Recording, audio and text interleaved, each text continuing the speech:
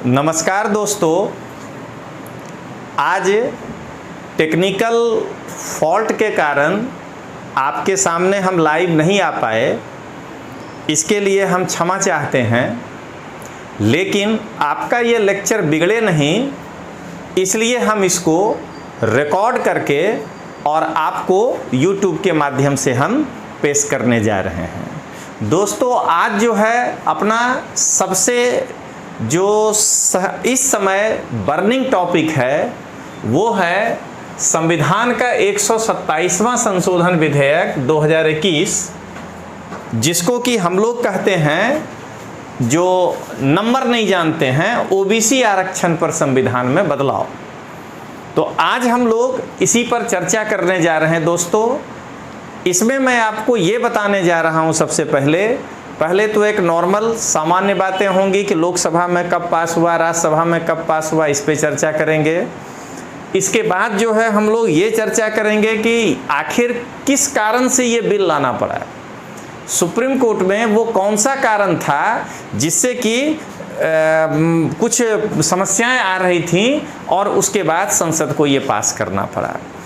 उसके बाद तीसरे चरण में हम लोग पढ़ेंगे कि जो नया संशोधन हुआ है वो किस आर्टिकल में बदलाव किया और बदलाव के बाद उस आर्टिकल में है क्या। तो दोस्तों, इसके अलावा कुछ घोषणाएं भी होंगी आपके लिए, और वो बहुत अच्छी घोषणाएं होंगी।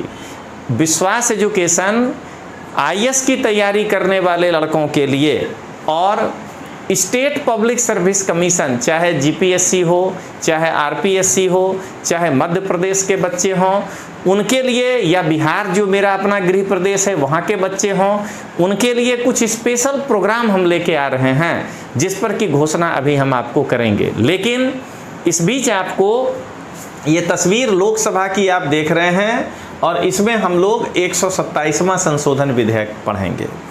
सबसे पहले दोस्तों हम लोग ये देखें कि यह 127वां विधेयक 105वां क्यों होने जा रहा है। तो जब भी कोई बिल संसद में पेश होता है तो वहाँ उसका नंबर पार्लियामेंट में पेश किए गए बिल के नंबर के आधार पे होता है। तो यानी पार्लियामेंट में इसके पहले 126 बिल इंट्रोड्यूस हो चुका है जब से अपने देश में संविधान लागू हुआ है तब से। लेकिन अब मान लीजिए कि अगर 112वां बिल लोकसभा में पेश हुआ, किसी कारण से राज्यसभा में उसको सहमति नहीं मिला और वो बिल गिर गया, तो 113वां संसद में तो 113वां के नाम से आएगा, लेकिन जब राष्ट्रपति साइन करेगा तो एक नंबर कम हो जाएगा। तो ऐसे ही समझना है कि 104 संशोधन अभी तक है अपने पास और 127 ये है। इसका मतलब इतने बिल संसद में लैप्स हो गए हैं किसी न किसी कारण से। तो चलिए दोस्तों, शुरुआत करते हैं हम लोग इस बिल के बारे में। शुरू करने के पहले आपके लिए एक बेहतरीन घोषणाएं हैं। विश्वास एजुकेशन प्राइवेट लिमिटेड का बैकअप है, लेकिन विश्वास लर्निंग ऐप पे आपको ये लेक्चर मिलेगा। यानी कि विश्वास एजुकेशन प्राइवेट लिमिटेड के जो शिक्षक हैं लेक्चर वो लेंगे, इसलिए यहाँ पर विश्वास एजुकेशन प्राइवेट लिमिटेड लिखा गया है। लेकिन वो आपको मिलेगा विश्वास लर्निंग ऐप पर, जो हमारा प्रोडक्ट हुआ, एक ब्रांड हुआ। आईएएस, जीपीएससी, बीपीएससी, यूपीएससी जो भी देना चाह रहे हैं आप, आरपीएससी, मध्य प्रदेश, इन सभी या अन्य राज्य सिविल सेवा परीक्षाओं के लिए यह कोर्स उपयोगी है।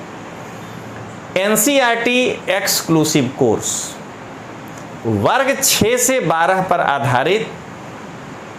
इसमें मुख्य क्लास मैं ही लूँगा, रजनीश सिंह तोमर द्वारा, आईएएस एवं अन्य प्रतियोगी परीक्षा में, जिसको कि 20 साल का अनुभव है। दोस्तों, इसका पूरा डिटेल्स लेकर के अगले क्लास में हम आएंगे, जिसमें केवल एनसीईआरटी पर आपको इन्फॉर्मेशन देंगे कि हमारे ऐप में कैसे आपको मिलेगा। अभी केवल आपको प्रायर इन्फॉर्मेशन दे रहे हैं। विशेषता ये है कि पूरा कोर्स हिंदी में होगा, ना अंग्रेजी में होगा ना गुजराती में होगा। दूसरा, इतिहास, भूगोल, पॉलिटी, जनरल साइंस, अर्थशास्त्र, इतने विषय को अभी हम लोग कवर करने की स्थिति में हैं, तो आपको इतने विषय पर लेक्चर मिलेगा। इसमें से जो अभी विषय लिए लिखे हैं ये सारे सब्जेक्ट मैं ही लूँगा, रजनीश सिंह तोमर ही लेंगे। पाठ्यक्रम की अवधि आपकी 1 साल की होगी। आपको 1 साल तक वीडियो नहीं कहना है कि सब आज ही आज लोड कर दीजिए, साल भर लगेगा पूरा वीडियो लोड करने में, और कोर्स देखने की सुविधा आपको 1.5 वर्ष की होगी। अगर आपको इसमें किसी भी प्रकार का कन्फ्यूजन हो तो इस नंबर पे या इस नंबर पे आप संपर्क करिएगा। मेरा सबसे लकी नंबर भावनगर ब्रांच है, इसीलिए वो दिए हैं, आप इस पे जो है करिएगा। अगर आप हमसे टेलीग्राम चैनल पे पर्सनल तोमर सर से जुड़ना चाहते हैं तो mains answer writing with Rajnish Tomar वहाँ जा सकते हैं। अगर आप विश्वास एजुकेशन के यूट्यूब चैनल जहाँ पर आप भी हैं, अगर वहाँ जाना चाहते हैं तो वहाँ जाइए। तो चलिए दोस्तों हम लोग आगे बढ़ते हैं, ठीक है। चलिए सबसे पहले एक जनरल बात कि इस विधेयक को लोकसभा कब पारित किया। तो इस विधेयक को लोकसभा 10 अगस्त 2021 को पारित किया। अब बार बार देखिएगा ये जो बाद वाला लाइन है कि लोकसभा में मत विभाजन के समय इसके समर्थन में 385 मत पड़े और इसके विरोध में एक भी वोट नहीं पड़ा। तो आखिर ये क्यों हाईलाइट किया जा रहा है, इसकी क्या मतलब की ज़रूरत पड़ गई। तो दोस्तों सबसे पहले ये ध्यान रखिएगा कि इसको जरा बारीकी से समझिएगा। इसके समर्थन में 385 मत पड़े जबकि इसके विरोध में एक भी मत नहीं पड़ा। जरा ये बताइएगा कि लोकसभा में सीटों की संख्या है 545 और एंग्लो इंडियन हटा दीजिए तो 43। जब कहा जा रहा है कि इसके समर्थन में 385 मत पड़े, अब विरोध में एक भी नहीं पड़ा, तो 14 में से 8 गया, 8 6 14, 160 लोग गए कहाँ। विरोध में एक भी नहीं पड़ा, समर्थन में 385 पड़ा, और लोकसभा में सीटों की संख्या है 545, तो ये 160 कहाँ गए। मतलब ये 160 जिस समय वोटिंग हो रहा था ये वोटिंग में भाग नहीं लिए, ये सदन से वॉकआउट कर गए, ये समझिएगा। नहीं तो अगर आप इतनी बारीकियों से नहीं पढ़े होंगे तो आप यही सोचेंगे बार बार कि ठीक है विरोध में एक भी नहीं पड़ा। ये 160 लोग अपना वोट ही नहीं दिए किसी को, अब समर्थन में 385 दिए। अब प्रश्न ये उठता है कि इस 385 का इम्पोर्टेंस क्या है, 385 का इम्पोर्टेंस क्या है। तो 385 का इम्पोर्टेंस क्या है जरा ये समझिएगा। तो पहला लाइन समझिए, ये जो बिल है ये 368 के तहत, संविधान के अनुच्छेद 368 के तहत पारित हुआ है। तो 368 कहता क्या है पहले ये समझिएगा। तो 368 कहता है विशेष बहुमत से जब कोई बिल पास हो सदन में तो समझना है कि ये संविधान संशोधन विधेयक है। तो विशेष बहुमत का मतलब क्या होता है। तो विशेष बहुमत का पहला कंडीशन ये है, पहला शर्त ये है विशेष बहुमत का कि लोकसभा के कुल सदस्य की संख्या का 50% + 1 तो होना ही चाहिए, माने न्यूनतम 273 वोट तो गिरना ही चाहिए।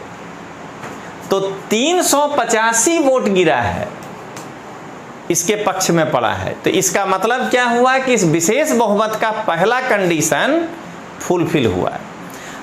अब इस न्यूनतम से आगे बढ़ना है तो उसमें कहते हैं कि उपस्थित और मतदान करने वालों का 2/3, यानी कि अगर लोकसभा में 300 लोग उपस्थित हो जाएं तो आप इसको 2/3 बोल करके कि 200 लोग वोट कर दिया और ये संविधान संशोधन बिल हुआ तो ये नहीं माना जाएगा, क्योंकि पहला कंडीशन 273 को पार करना पड़ेगा।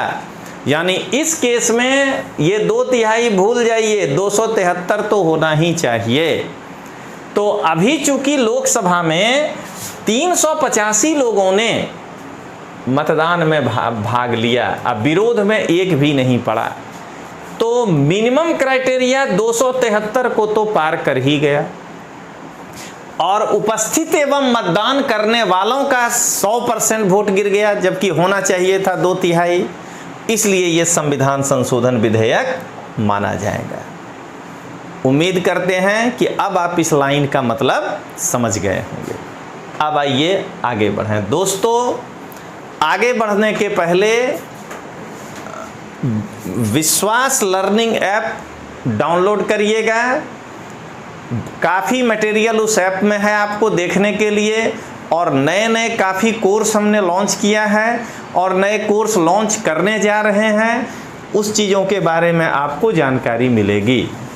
चलिए अब आगे बढ़ते हैं। तो आगे बढ़ने के लिए अब हम लोग देखें कि लोकसभा में 10 अगस्त को 385 वोट से पास हो गया, यानी ये संविधान संशोधन विधेयक हो गया लोकसभा के लिए। अब ये राज्यसभा में ये विधेयक कब पास हुआ? तो ठीक अगले दिन 11 अगस्त 2021 को ये बिल राज्यसभा में पारित हुआ।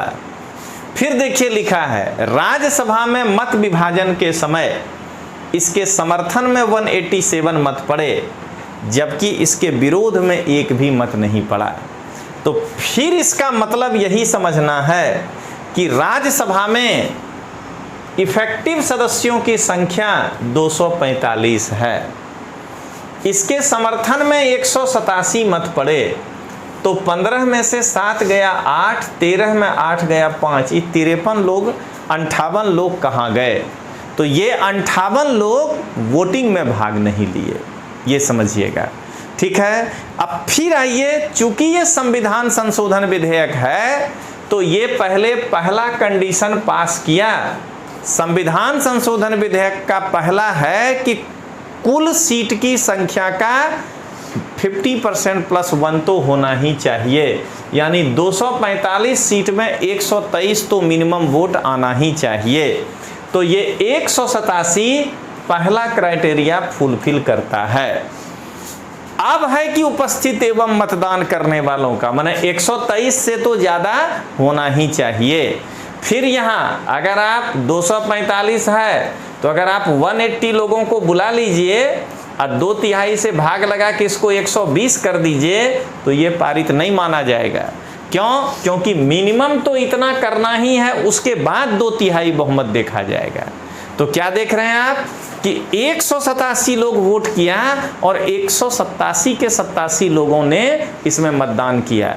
तो उपस्थित एवं मतदान करने वालों का 100% और टोटल का 50% + 1 है। इसका मतलब कि यह बिल विशेष बहुमत से पारित हो गया, और इसलिए अब लोकसभा और राज्यसभा दोनों जगहों से यह विशेष बहुमत से आर्टिकल 368 की प्रक्रियाओं के आधार पर पारित हुआ है।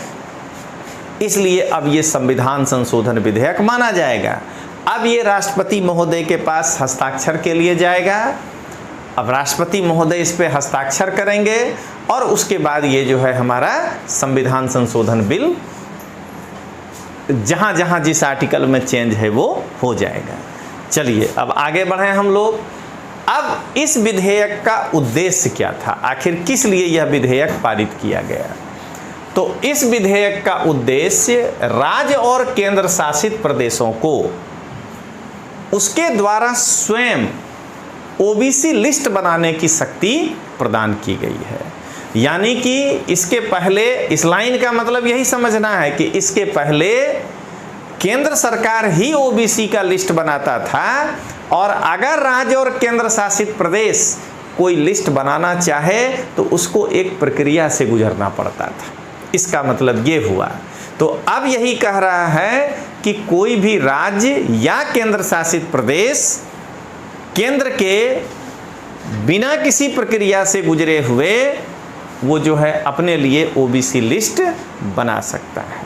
तो अब आइए अगला, पहले तो आपने देखा उद्देश्य, अब अगला है क्या कि इस अनुच्छेद के द्वारा, इस संशोधन के द्वारा भारतीय संविधान के किस किस अनुच्छेद में परिवर्तन किए गए। तो भारतीय संविधान के अनुच्छेद 342A के खंड 1 और 2 में संशोधन हुआ। आर्टिकल 366 के 26C उपखंड में संशोधन हुआ और 388B में जो है ये संशोधन हुआ। 3 अनुच्छेद में 127वां संशोधन के द्वारा संशोधन किया गया। अब प्रश्न उठता है कि क्या इसमें कोई नया जोड़ा गया? तो यस, आर्टिकल 342A में खंड 1 और खंड 2 तो पहले से था, एक नया खंड 3 जोड़ा गया। ये है इस 127वां संविधान संशोधन विधेयक का मेजर पॉइंट। अब आगे बढ़ें। अब प्रश्न ये उठता है कि इसकी पृष्ठभूमि, कि वो कौन से कारण थे जिसके कारण यह संविधान संशोधन करना पड़ा।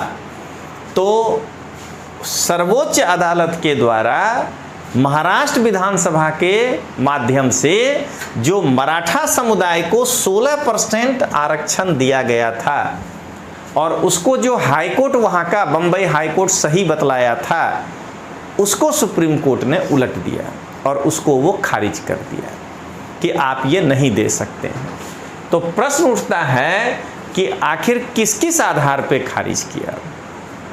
तो सबसे पहले तो सुप्रीम कोर्ट जो है खारिज करने का आधार इंदिरा साहनी वर्सेस भारत संघ 1992 के निर्णय को बरकरार रखते हुए किया। मराठा आरक्षण के निर्णय के समय सुप्रीम कोर्ट ने इंदिरा साहनी वर्सेस भारत संघ 1992 के निर्णय को बरकरार रखा। क्या बरकरार रखा? तो इंदिरा साहनी वर्सेस भारत संघ के निर्णय में सुप्रीम कोर्ट ने कहा था कि असाधारण परिस्थितियों को छोड़कर, कि अगर दिव्यांग को कोई 1-8% एक्स्ट्रा आरक्षण देना हो तो वो है असाधारण परिस्थिति। तो असाधारण परिस्थितियों को छोड़कर अन्य किसी भी परिस्थितियों में कुल आरक्षित कोटा यानी रिजर्वेशन 50% से ज़्यादा नहीं हो सकता है। ये मराठा आरक्षण में सुप्रीम कोर्ट ने कहा कि मैं इसको बरकरार रखूँगा। बरकरार का मतलब ये हुआ कि दरअसल महाराष्ट्र की सरकार ने सुप्रीम कोर्ट को कहा कि जो 9 जजों का बेंच इंदिरा साहनी वर्सेस भारत संघ में बैठा था, तो उस 9 जजों के बेंच को आप जो है उससे बड़े जज के बेंच में भेजिए, उससे बड़े जज के बेंच में भेज के डिसीजन कराइए। कोर्ट ने कहा कि नहीं, यह विषय इससे ज़्यादा जजों के बेंच के बैठने से गंभीर ज़्यादा नहीं है, हम 9 से ज़्यादा जज का डिसीजन से ऊपर नहीं ले जाएंगे, तो इसलिए हम इसी निर्णय को बरकरार रखेंगे। दोस्तों, आज मैं सिर्फ और सिर्फ 127वां संशोधन विधेयक के परिप्रेक्ष्य में आपके सामने आया हूँ। ठीक अगले गुरुवार को कंसेप्ट टॉक के अंतर्गत 3 घंटे का वो लेक्चर होगा, या 4 घंटे हो कि 5 घंटे हो हमें नहीं मालूम, लेकिन अगले गुरुवार को आरक्षण पर इस टोटल मतलब कि आज़ादी के पहले से लेकर के ये 127वां संशोधन विधेयक तक जो कुछ भी डेवलपमेंट हुआ उसको लेकर के मैं आ रहा हूँ, और वो है कंसेप्ट टॉक, और वो अगले गुरुवार को मैं लेकर आ रहा हूँ। और मेरा अब कोई भी टॉक गुजराती में नहीं होगा दोस्तों। क्यों? क्योंकि तोमर सर अपने क्लास में हिंदी में ही बोलते हैं, उनका बच्चा हिंदी में ही पढ़ता है, और मैं थोड़ा अब नेशनल लेवल पर भी अपने आप को फिर से स्थापित करना चाह रहा हूँ। ऐसा नहीं कि मैं पहली बार करना चाह रहा हूँ। 2000 ईस्वी से 2013 तक मैं दिल्ली में पढ़ाया हूँ, 13 साल हमने पढ़ाया है। और नेशनल लेवल पर एक स्टेब्लिश टीचर हम भी हुआ करते थे। लेकिन उसके बाद थोड़ा हम गुजरात में आए, अच्छा लगा गुजरात, आज भी मुझे बहुत अच्छा लग रहा है और आज भी गुजरात के लिए कुछ भी करना पड़े तो मैं उसके लिए तैयार हूँ। तो मैं थोड़ा सा क्या कहते हैं अपने गुजरात के बच्चों के साथ साथ थोड़ा, अब चूँकि यूट्यूब का ज़माना आ गया है तो भारत में भी अन्य राज्यों के बच्चे हमारे इस टीचिंग का लाभ ले सकें, इसीलिए अब मेरा हर कंसेप्ट टॉक ऐसे ही हिंदी में होगा। अब जरा हम लोग आगे बढ़ें। तो कोर्ट के निर्णय को बरकरार रखा उसका, तो सुनिएगा। सुप्रीम कोर्ट ने कहा कि मैं इंदिरा साहनी के केस को नहीं पलटूंगा। तो इसका मतलब क्या निकला? तो इसका मतलब ये निकला कि आप जो 50% आरक्षण पहले से दिए हुए हैं, महाराष्ट्र गवर्नमेंट को कहा कि भाई आप 27% ओबीसी, 15% एससी, 7.5% एसटी सब मिला करके जो आप पहले से दिए हुए हैं, तो अब अगर आप ये मराठों को अलग से 16% दे रहे हैं तो ये 66% हो रहा है। तो मैं इंदिरा साहनी केस के विरुद्ध तो नहीं जाने जा रहा हूँ और ना ही मैं इससे बड़ा बेंच बिठाने जा रहा हूँ जो कहता है कि असाधारण परिस्थिति को छोड़कर 50% से ज़्यादा नहीं होना चाहिए। तो इस कारण से आपके इस 16% आरक्षण को मैं खारिज कर रहा हूँ। लेकिन एक और दूसरा आधार है, अगर आप मराठा समुदाय को ओबीसी बनाना चाहते हैं तो इसके लिए आप जो है जरा इन आर्टिकल को पढ़ लीजिए जो 102वां संविधान संशोधन के द्वारा किया गया था। यदि आप इस प्रक्रिया को अपनाए हैं तो आप मराठा समुदाय को ओबीसी में शामिल कर दीजिए और उस 50% आरक्षण के अंदर ही रहेगा।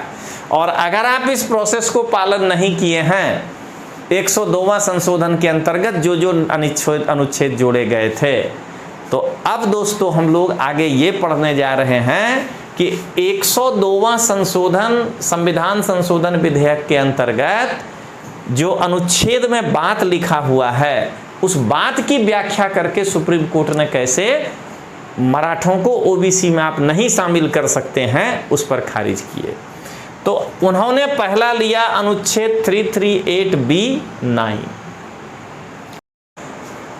ओबीसी बनाना चाहती है तो इसके लिए उसको पहले राष्ट्रीय पिछड़ा वर्ग आयोग में उस ओबीसी में जिस जाति को शामिल करना है उसको जो है पहले लिस्ट भेजिए।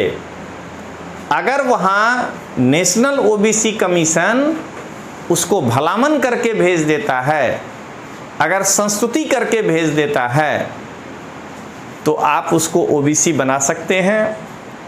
या किसी भी प्रकार का पॉलिसी बनाना है ओबीसी के लिए तो आपको नेशनल कमीशन फॉर ओबीसी में से सलाह लेना पड़ेगा। अब आइए आगे बढ़ें हम लोग।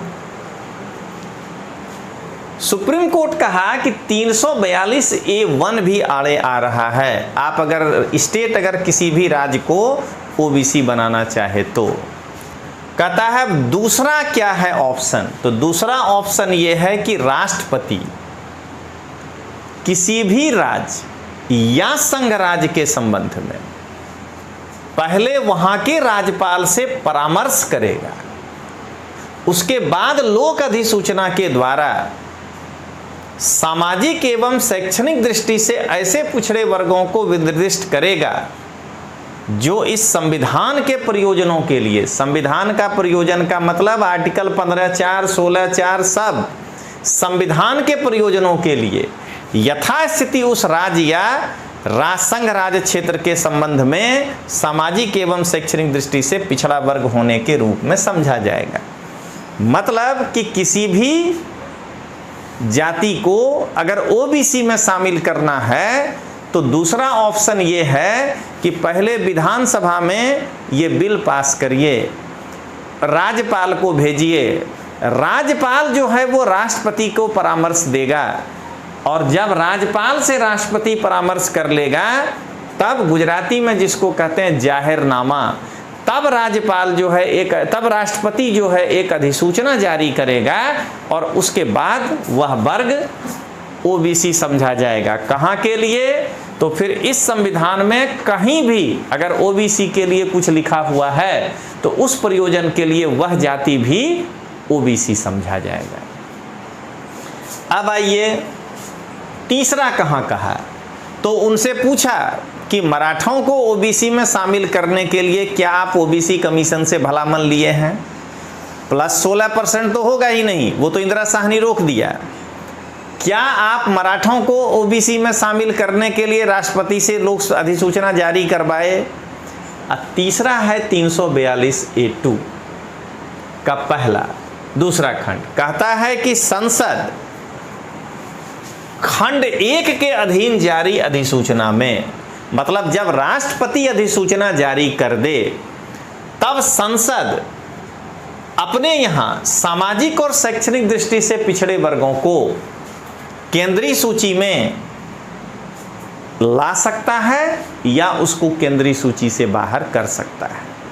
यानी कितना बड़ा प्रोसेस है कि पहले राज्यपाल राष्ट्रपति को जो है सलाह दे, परामर्श कि इस राज्य की इस जाति को ओबीसी में शामिल किया जाए, फिर राष्ट्रपति उसके लिए लोक अधिसूचना जारी करेगा। उस अधिसूचना के आधार पर संसद जो है वो अपने यहाँ केंद्रीय सूची में उस जाति को ओबीसी के रूप में रखेगा।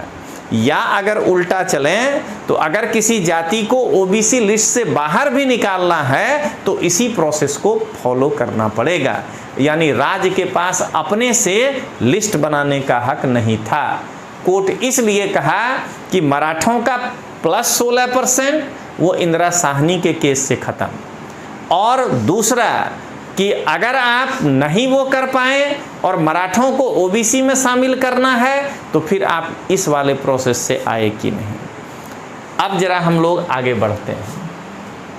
कहा कि आर्टिकल 366 का 26C भी आड़े आ रहा है। वहाँ लिखा है कि सामाजिक और शैक्षणिक दृष्टि से पिछड़े वर्ग का मतलब क्या है? तो पिछड़े वर्ग का मतलब है कि आर्टिकल 342A में जो पिछड़ा वर्ग है, माने 342A1 और 2 के प्रोसेस से जो पिछड़ा वर्ग बना है, वो पिछड़ा वर्ग अब वो संविधान के प्रयोजनों के लिए होगा। मतलब कि आर्टिकल 342A के अतिरिक्त किसी अन्य प्रोसेस से अगर आप किसी को पिछड़ा वर्ग में शामिल करते हैं तो वो 366 का 26C उसको पिछड़ा वर्ग नहीं मानेगा। कहता है पिछड़ा वर्ग के लिए उसको इस प्रोसेस से ही पिछड़ा वर्ग बनाना पड़ेगा। दोस्तों, ये इतना डिटेल्स आएगा ना अगला कंसेप्ट टॉक में कि आप उस वक्त देखिएगा कि जब पिछड़ा वर्ग पर आपके सामने चर्चा करेंगे। और अब तोमर सर आपको YouTube के माध्यम से एकदम हफ्ते में एक कंसेप्ट टॉक एकदम गुरुवार फिक्स होगा, उसमें आएंगे ही और आपको डिटेल्स बताएंगे उसके बारे में कि कैसे क्या होगा। अब दोस्तों आगे बढ़े हम लोग। अब एक गुजरात के लड़कों के लिए इंफॉर्मेशन है। अगर आप DYSO या अगर आपको लगता है STI तो उसका यदि मेंस का फास्ट ट्रैक बैच ज्वाइन करना चाहते हैं तो ये बैच बहुत जल्द डिजिटल बोर्ड पर आने जा रहा है। मतलब कि अब ये जो है क्लास, वो जो हम आपको इसके पहले लिए हैं जो रिकॉर्डेड, वो तो पड़ा हुआ है हमारे ऐप पर। आप इस ऐप को डाउनलोड करिएगा तो वहाँ अभी वो सस्ते दामों में पड़ा है। लेकिन हम लोग आपके लिए ये सिर्फ ऑनलाइन बैच लेकर आ रहे हैं। ये है DYSO mains fast track batch. इसमें UPSC GPSC पास करावनार महागुरु रजनीश सिंह तोमर द्वारा मार्गदर्शन। ठीक है, पास तो हर साल सैकड़ों करता है, लेकिन जो करवा रहा है वो यानी चाणक्य के द्वारा चंद्रगुप्त बनाया जाएगा, जो हर साल बनाता है। तो उसके द्वारा आपको इसके संदर्भ में गुजराती, इंग्लिश, GS1 GS2 इसमें तीनों चारों रहेगा। आपको किसी भी प्रकार का मार्गदर्शन के लिए फ़ोन नंबर ये दिया है, आप इस पे पूछ सकते हैं। और बहुत जल्द ये कोर्स आपको लॉन्च करने जा रहे हैं। उस दिन हम डिटेल्स आकर के बताएंगे कि इसमें आपको क्या सब मिलेगा, और आपको ये पूरा क्लास डिजिटल बोर्ड के माध्यम से मिलेगा। ये फास्ट ट्रैक कोर्स होगा। चलिए दोस्तों आगे बढ़ते हैं। अब आइए कि ये जो 127वां संशोधन हुआ उससे उन आर्टिकल में क्या क्या चेंज किया गया। तो देखिए, अनुच्छेद 338B के 9 में पहले क्या लिखा हुआ था। पहले था कि संघ एवं प्रत्येक राज्य सरकार सामाजिक और शैक्षणिक रूप से पिछड़े वर्गों को प्रभावित करने वाले सभी मुख्य नीति विषयक मामलों पर आयोग से परामर्श करेगी। यानी पहले ये कह रहा था कि स्टेट और यूनियन टेरिटरी अगर ओबीसी के लिए कोई भी प्रकार का पॉलिसी बनाती है, नीति विषयक काम करती है, तो उसको ओबीसी कमीशन से परामर्श लेना होगा। इसमें सिर्फ इतना सा जोड़ दिया गया कॉमा देके कि परंतु अनुच्छेद 342A के खंड 3 के उद्देश्यों को लागू करने के लिए यह खंड प्रभावित नहीं होगा। यानी अगर सरकार, अभी आप जानिए कि 342A3 में क्या है, अगर उस A3 के उद्देश्य के लिए अगर वो कोई काम ओबीसी के लिए कर रहा है, तब उसको आयोग से परामर्श लेने की आवश्यकता नहीं रहेगी। ये पूरे भारत में रजनीश सिंह तोमर ही है अकेला आदमी जो ये हिंदी में ट्रांसलेट करके ये जो नया बिल आया है आपको बता रहा है। क्योंकि आप सभी जानते हैं कि बिल जो लोकसभा में पेश होता है वह अंग्रेजी में होता है, उसके ट्रांसलेशन में टाइम लगता है। इसीलिए मैं चैलेंज करता हूं कि दिल्ली से भी जो बड़े बड़े लोग इस पर लेक्चर लिए हैं, आप देख लीजिएगा यहाँ आने के बाद वो अंग्रेजी में हो गए हैं। उसको ऐसे घेर घेर के जरूर हिंदी समझाए हैं, लेकिन उसका ट्रांसलेशन नहीं कर पाए हैं। तो जब आप इतना जल्दी बच्चे को प्रोवाइड ही नहीं करवाइएगा तो हिंदी माध्यम का रिजल्ट तो बिगड़ेगा ही ना। तो हिंदी माध्यम का रिजल्ट बिगड़ने का कारण यही है कि हिंदी माध्यम में अंतिम क्षण में अनुवाद करने की स्थिति में कोई नहीं होता है। चलिए आगे देखें। अब देखें 342A के 1 में क्या सुधारा किया गया। तो उसमें जो लिखा था, सामाजिक एवं शैक्षणिक दृष्टि से ऐसे पिछड़े वर्गों को विनिर्दिष्ट करेगा जो इस संविधान के प्रयोजनों के लिए, ये संविधान के प्रयोजनों के लिए जो कह दिया गया, ये बड़ा खतरनाक हो गया। क्योंकि इसका मतलब बहुत बड़ा होता है, 15 में भी 16 में भी।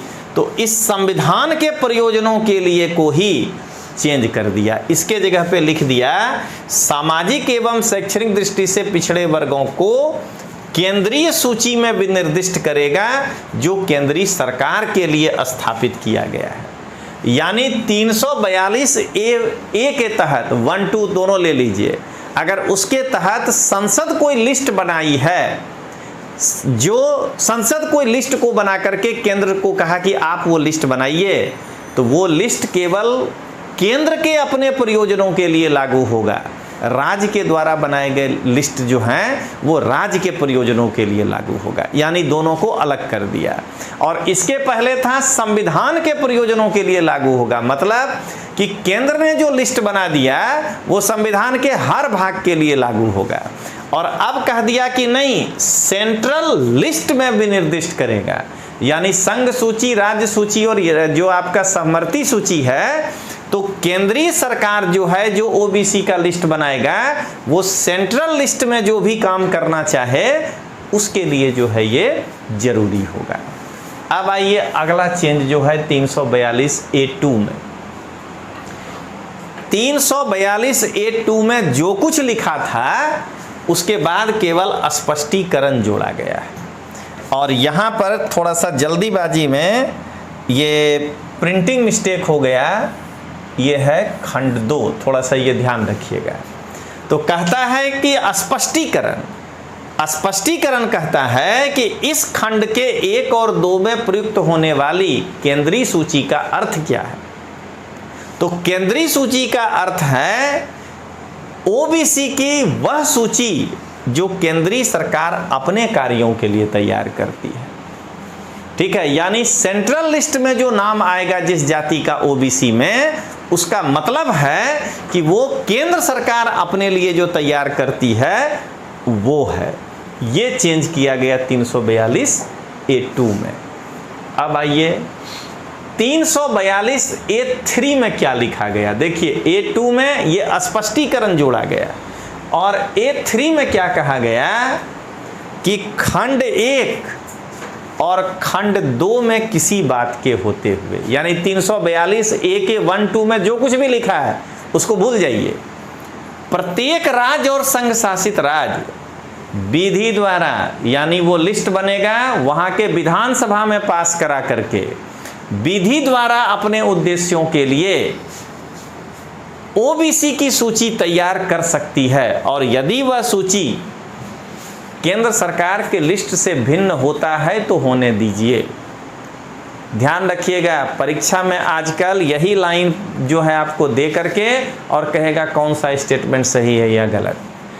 आज अगर आप मान लीजिए कि मराठों को ओबीसी में शामिल कर दिया गया, लिंगायत को ओबीसी में शामिल कर दिया गया, जाटों को ओबीसी में शामिल कर दिया गया, या पटेल को जो है गुजरात में ओबीसी में शामिल कर दिया गया, लेकिन प्रोसेस क्या होना चाहिए, विधानसभा में बिल के रूप में पास कराना पड़ेगा। ठीक है, और उसके बाद अगर उस लिस्ट को, यानी उस जाति को यदि केंद्र सूची में जगह नहीं मिला है तो ये भिन्न हो सकता है, संविधान आड़े नहीं आएगा।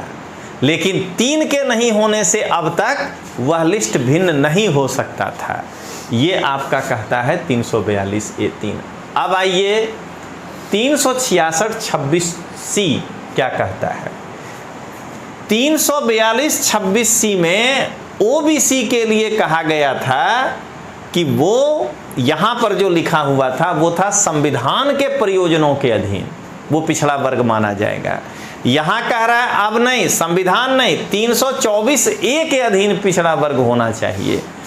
ए यानी 1, 2, 3 में से किसी भी प्रोसेस से, यानी राज्य सरकार अगर किसी को लिस्ट बना के दे दिया तो, यूनियन टेरिटरी अगर किसी को लिस्ट बना के दे दिया तो, केंद्र अगर अपने हिसाब से बनाया तो 324A के अधीन अगर वो पिछड़ा वर्ग बन गया है तो वह पिछड़ा वर्ग माना जाएगा।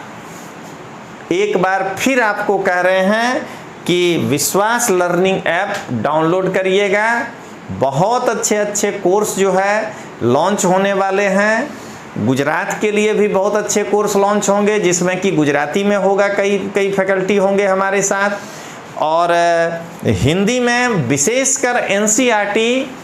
आज ही आपको बता देते हैं कि मेरी दिली इच्छा है, अब मैं कर सकूंगा या नहीं वो मुझे नहीं मालूम, कि 5 सितंबर को शिक्षक दिवस के दिन उस एनसीईआरटी को लॉन्च किया जाए और वह कोर्स दावे के साथ रजनीश तोमर के द्वारा बनाया गया कोर्स है। आज तक जितने भी यूट्यूब चैनल पे या किसी के ऐप पे एनसीईआरटी का कोर्स हो, आप तुलना कर लीजिएगा हमारे कोर्स से। जब आप हमारा एक लेक्चर भरिएगा तो आपको एहसास हो जाएगा कि एनसीईआरटी में गागर में सागर है। और मैं अभी एक्सप्लेन इसलिए नहीं कर रहा हूं कि तब तक लोग कुछ कर लेंगे। 5 सितंबर को हम चाहते हैं करने के लिए, और अगर उस दिन कर पाए तो मैं उसका फिर डिटेल्स खाका लेकर उस दिन आऊँगा, और तब देखिएगा कि एनसीईआरटी किस प्रकार से क्रांतिकारी नए तरीके से आपके सामने लेकर आते हैं। अब आइए दोस्तों, ये इंफॉर्मेशन केवल और केवल गुजरात के लड़कों के लिए है।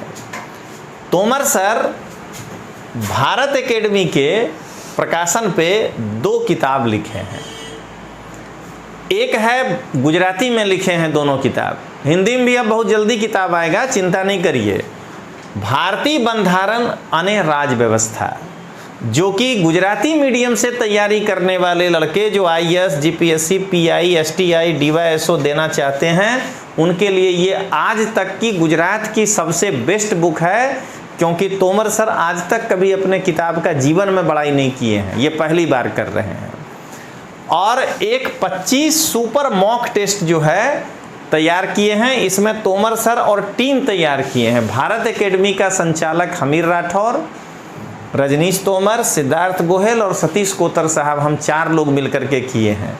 ये 25 टेस्ट है, जिसमें कि क्वेश्चन है, उसके नीचे व्याख्या, फिर क्वेश्चन, फिर व्याख्या।